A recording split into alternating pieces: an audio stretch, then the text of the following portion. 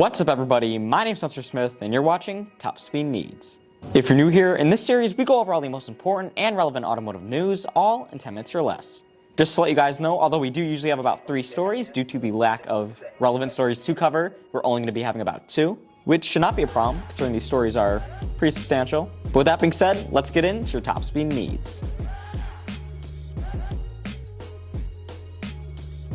Starting off, we're going to be going over a story that hits pretty close to home, and due to my love of Corvettes, is something that seems at least pretty substantial to me, being the fact that Chevy just released the fastest ever production Corvette. And if you're thinking flat plane crank V8, you would be wrong. In fact, quite the opposite. Chevy has officially announced the 2024 Chevy Corvette E-Ray, which is an all-new hybrid Corvette, something that a lot of people were a little bit nervous about, including myself, that honestly is not that bad at all. Hear me out. Being equipped with a hybrid powertrain, as I stated previously, this thing has a 1.9 kilowatt-hour battery pack in the front, along with a 6.2-liter small block V8 from the Stingray, making a combined 655 horsepower from both components, with 495 coming from the engine and 160 coming from the electric motor. Now, if you thought that, combined with the 595 pound-feet of torque that this thing produces, wasn't enough, you are about to be blown away. Because with a 2.5 second 0 to 60 time and a 10.5 second quarter mile, this thing is officially 0.1 seconds faster than the Chevy Corvette Z06, which is just kind of crazy considering they just announced the Z06 not all that long ago. So to introduce these kind of numbers again in a Corvette within about a year or so, that's a pretty big thing for Chevrolet. And although 0.1 seconds might not sound like a lot, since this thing is a hybrid, it kind of takes things into a whole nother level of thinking when it comes to performance, when it comes to supercars, and when it comes to overall enjoyment, when it comes to something like a hybrid. Now, when it comes to distinguishing this thing from the Stingray, from the Z06, this thing has a few exterior features that you'll be able to notice right away, at least if you look close enough, with a larger Stingray badge on the rear deck lid, a couple of those real good looking E-Ray badges, exclusive E-Ray 5-spoke rims, and believe it or not, the body, the wider rear fenders, and overall better look of the Z06. Which personally I'm very happy about due to the fact that I honestly think the Z06, just in terms of the body itself, looks a lot better. And I mean like a fair amount better than the normal Stingray. Just due to the fact that it doesn't appear to be as boxy as a Stingray, which is one thing that I could definitely criticize about it. Now, we mentioned that this thing was a hybrid, but one thing we didn't talk about was what it could do when it comes to pure electricity, which honestly, considering this thing is a high-performance supercar, it's pretty good. This thing can go up to 3 to 4 miles purely on electricity in stealth mode, which allows you to maybe get out of your neighborhood or return home from work late at night without having to worry about waking up everyone around you, along with the ability to go up to 45 miles an hour while being on pure electricity, and while being in its hybrid mode, which is obviously the default mode of the car, up to 150 miles an hour, meaning that you're going to have this sound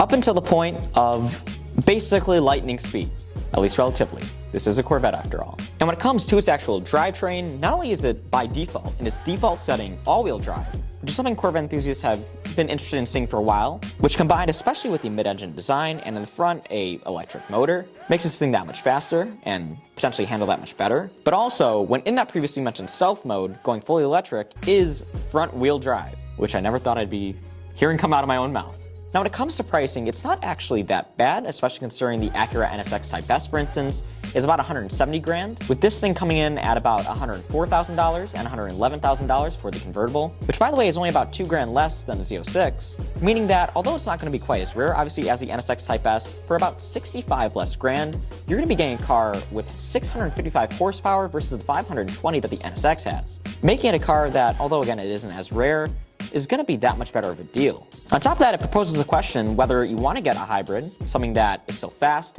something that is actually faster than the Z06, or if you want that pure American V8 muscle. Because again, if you're looking at a price difference of only about $2 grand, you really could get either, and it's up to really just the buyer and what their needs and preferences are, but it's something to keep in mind, especially considering a lot of supercars are going towards this direction. Obviously, the new Lamborghini Aventador replacement, most likely, I believe Lamborghini has announced, will for sure be hybrid compared to the naturally aspirated V12 that it currently has. And this is going to be the start of the electrification of supercars and sports cars, which I believe personally will probably be the last ones to go fully electric entirely, at least compared to like sedans, compared to SUVs, and any kind of family hauler. And it's definitely something that will make Corvette a lot of money in the long run as electrification continues and gas gets harder and harder to get and more expensive.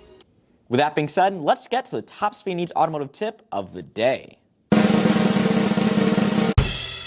If you want a Ford F-150 or similar pickup truck, but you cannot afford one due to the fact that they tend to be a little bit more expensive than the average vehicle, one thing you can do is cut off the back of the roof on your mom's Kia Telluride and remove those pesky second or third row seats that may be in your way, and you'll have a de facto Honda Ridgeline, and possibly an even better ride while you're at it. But with that being said, let's get back to your top speed needs. Now for our second and final story of the day, we're going to be going over something that was a little bit of a disappointment to some, including me just a tad, being the introduction and the recent announcement that Nissan released for the R35.5 Nissan GTR. Let's talk about that. Coming in with slightly altered styling that make this thing look a little bit more modern, along with a new trim level that is finally returning, the newly refreshed Nissan R35 GTR comes in looking a bit more sleek than the outgoing model, with a more boxy front end, a more sleek aerodynamic design, a new two-tone exhaust design, and a new grille up front that actually makes this thing look a fair amount better, in my opinion at least. Now when it comes to the look of this new refresh, as you can see here, it does look a little bit better than the outgoing model, in my opinion. It takes on less of a boxy look,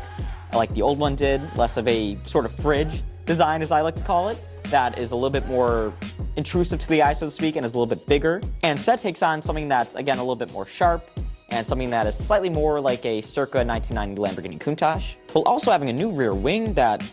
again, looks a fair amount better. Now when it comes to this new trim level that I discussed previously that's coming to the R35, shown off in its Millennium Jade color, the new Nissan GTR T-Spec is introduced with wider front fenders, gold raised 20-inch forged wheels, the GTR Nismo's carbon ceramic brakes, and the ability to get this thing in midnight purple, paying homage to the R34 Nissan GTR V-Spec. Now when it comes to power, this thing has the exact same powertrain with a hand-built 3.8-liter twin-turbo V6 with 565 horsepower and 467 pound-feet of torque, which is equipped in all-wheel drive and a 6-speed automatic transmission. Although if you do want more power, you can still get the Nismo, which has the turbos from the GT3 race car and has 600 horsepower with 481 pound-feet of torque, which is a fairly good power bump. Along with that, the new Nismo will have a more aggressive front end, an exposed carbon fiber lip, an exposed carbon fiber roof, an exposed carbon fiber hood, fenders, wing, side sill covers, outer mirror housing, making this thing have just slightly more carbon fiber on it than my 2007 Civic,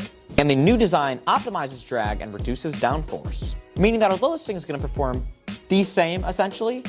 maybe with the added downforce that it may have, it is once again going to look slightly better and have a little bit more of a futuristic design, which is the minimum we needed from Nissan. Now one thing that I was surprised about is the fact that Nissan didn't in fact release the new R36. It was expected of them to release the R36 and announce it for the 2024 model year, and obviously a lot of other cars are around the 2024-2025 mark are being redesigned. So to see this thing return in just an updated look, right, just an updated front and rear fascia, with just a little bit better, a slightly different design, it is very surprising to me. If there's one thing Nissan can do to keep the GTR as popular as it once was, which in my opinion has seemed to decline ever so slightly, it is release the R36. Due to the fact that I believe when that comes out, as long as it conforms to what enthusiasts are looking for,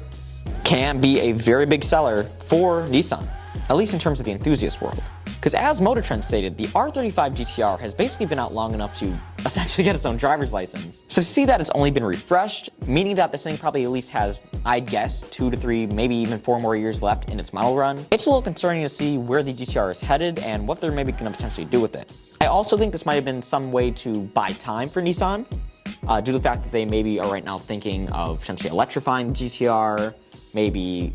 dropping down to something like a 4-cylinder turbo hybrid, just to see kind of what they might want to do and to give them more time to figure out what they want the next generation to look like. But nonetheless, I don't believe this is necessarily the best move for Nissan, just because a lot of people were looking forward to the R36 and were hoping that it could come out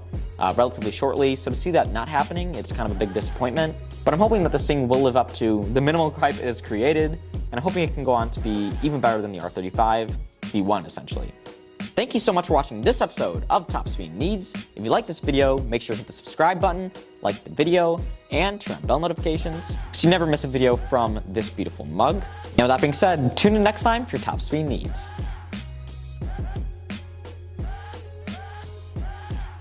I gotta say, I do miss these weird close-up shots.